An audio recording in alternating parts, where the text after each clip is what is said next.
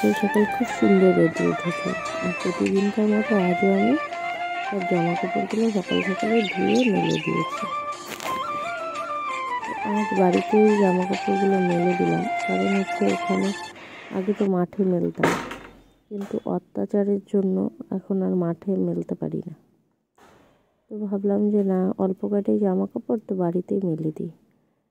ওখানে জামা কাপড় মেললে পরে গরু বেঁধে রাখে আর জামা কাপড় সব নিচে ফেলে দেয়, আর জামা কাপড়গুলো আমার আবার ধুতে হয়। তাই আর কি বাড়িতেই মেলে দিলাম। আর রৌদ্রটাও এখন ঠিকঠাক পড়ে বাড়িতেই, তাই আর কি বাড়িতেই জামা কাপড়গুলো মেলে দিলাম। তো যাই হোক, আজকের ব্লগটা দেখতে থাকো। Good morning friends. তো নতুন একটা ব্লগে নতুন একটা সকালে তোমাদের সকলকে স্বাগত জানিয়ে আজকের ব্লগটা শুরু করলাম।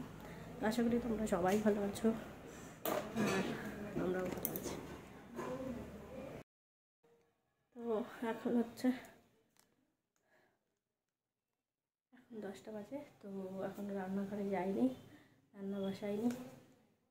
তো দেখি কি রান্না করি। জামা কাপড় মাত্রই ধুলাম আজকে, তো আজকে প্রচুর কাজ আছে। দেখি আস্তে আস্তে কাজগুলো করতে থাকি। তো ব্লগটা তোমরা দেখতে থাকো। প্রচণ্ড শ্বাসকষ্ট হচ্ছে, গলা ব্যথা, প্রচণ্ড কাশি, তার জন্য ঠিকঠাক কথা বলতে পারতেছি না। তো যাই হোক, ব্লগটা দেখতে থাকো। আশা করি আজকের ব্লগটা ভালো লাগবে। চলো। সকালবেলা দুধ দিয়ে গেছে, তো ভাবলাম যে না, এখনও তো রান্না বসাইনি, তাহলে আগে দুধটাই জাল দিয়ে নিই, নয়তো দেরি হয়ে যাবে। এখন হালকা হালকা গরমও পড়ছে, তো দেরি করে দুধ জাল দিলে তারপর যদি ফেটে যায়। তো যাই হোক, দুধটা জাল দিয়ে নিই। আর এদিকে গুড্ডু আর মা, সকালবেলা আমাদের চা খাওয়া হয়ে গেছে, তো গুড্ডুরও সকালের ব্রেকফাস্ট হয়ে গেছে। তো ও চলে গেছে, ও আর মা চলে গেছে দাদা ভাইদের ওইখানে। তো দাদা ভাই বাড়িতেই আছে, তো ওদেরকে বললাম শরীরটা ভালো না, তো তাই একটু মা ঘুরতে গেছে, আর মার সাথে সাথে ঘুরতেও যাবে।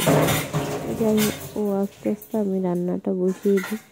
তো কয়েকটা বাসন কোসন আছে, তো ভাবলাম যে না, বাসন কোসনগুলো মানে চায়ের বাসন আর কি, চায়ের বাসনগুলো গুড্ডুর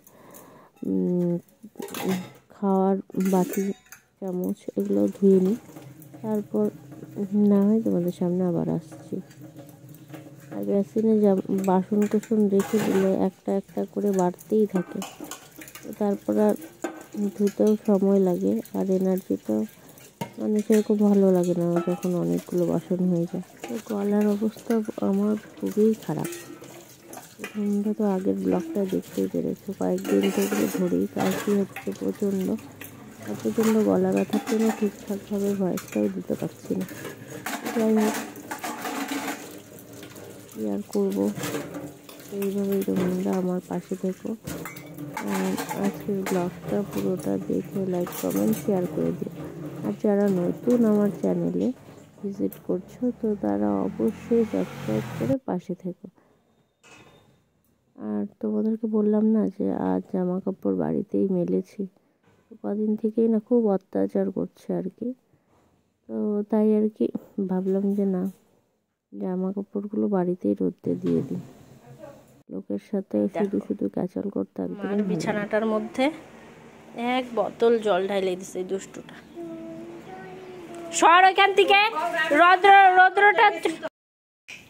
তো যাই হোক, রান্না বান্না সেরে খাওয়া দাওয়া কমপ্লিট হয়ে গেছে। তো মা এখন বিকেল তাড়াতাড়ি এসো, 3:30 পৌনে 4টা বাজে আর কি।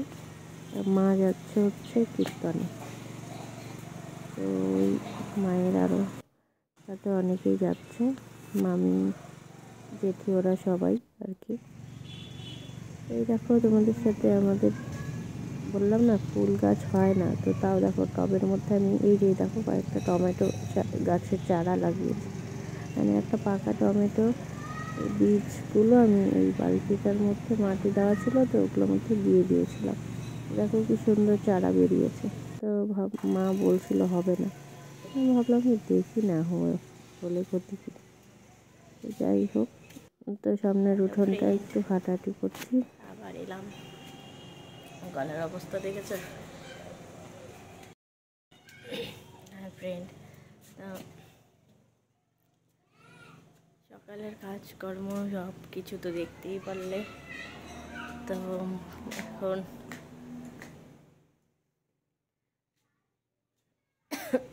হ্যালো ফ্রেন্ড, তো এইমাত্রই মা গেল হচ্ছে কীর্তনে। তো কীর্তনে গেল আর গুড্ডু ঘুমিয়েছে, আর জামা কাপড় সব আনা হয়ে গেছে। তো এখন ভাবলাম একটু হাঁটাহাঁটি করি, মাত্রই খেয়ে উঠলাম। তো মা খেয়ে দিয়েই গেল, পাশের বাড়ির মামি ওরা সবাই কীর্তন যাবে আর কি, তাই আর কি কীর্তনে গেল। তো আস্তে আস্তে হয়তো সন্ধ্যা হয়ে যাবে আজকে। তো এই দেখো পিঙ্কু,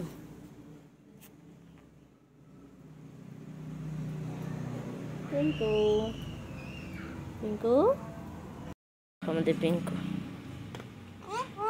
পিঙ্কু এই দেখো কি সুন্দর ডাকছে পিঙ্কু আমাদের। হ্যাঁ, কি করো তুমি? হ্যাঁ, তুমি খাইছো পিঙ্কু? তো ঘুম পাচ্ছে আর কি, তো এখন ঘুমালে আর উঠতে পারবো না, কারণ হচ্ছে গুড্ডু উঠলে ওকে খাওয়াতে হবে। আজকে দুপুরবেলায় না খেয়েই ঘুমিয়ে পড়েছে। তুমি বসে টিভি দেখো, মা তোমার জন্য ম্যাগি বানাই। হ্যাঁ বাবা, হ্যাঁ শোনো।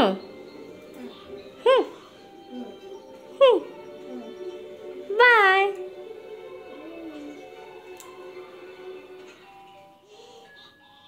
এটার মধ্যে জল গরম করেছিলাম, এখন এটার মধ্যেই ওর জন্য ম্যাগি বানাবো আর আমার জন্য একটু চা করব। মা এখনো আসেনি,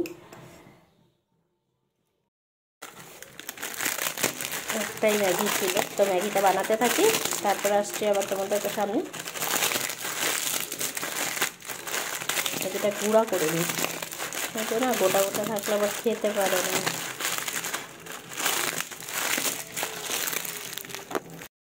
চায়ের জলটা বসিয়ে দিলাম, আর ম্যাগিটা সেদ্ধ হোক। করবো একটু লাল চা।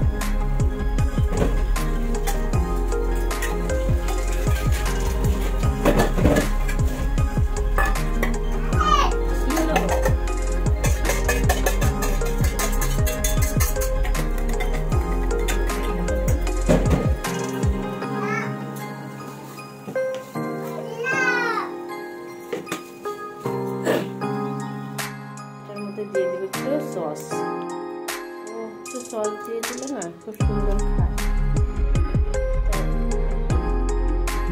সসটা দিয়ে দিই, খুব খুশি হয়ে যাবে সসটা দেখে। যাই হোক, আজকে সন্ধ্যাবেলায় এই দেখো চা বানিয়ে নিয়েছি, আমি গ্লাসে নিলাম চাটা। আমার জন্য নিয়েছি মুড়ি, লাল চা দিয়ে খাবো। আর ওর জন্য নিয়েছি হচ্ছে ম্যাগি, তো মা এলে আবার চাটা বানাবো, মাকে চা করে দিব, দুধ চা। তো আজকের মতো এই পর্যন্তই বন্ধুরা, আজকের ভিডিওটা এখানেই শেষ করলাম। তো সবাই ভালো থেকো, সুস্থ থেকো, আবার দেখাবে আরেকটা নতুন ব্লগ বা রেসিপির সঙ্গে। তো আজকের মতো এই পর্যন্তই। গুড নাইট সবাইকে।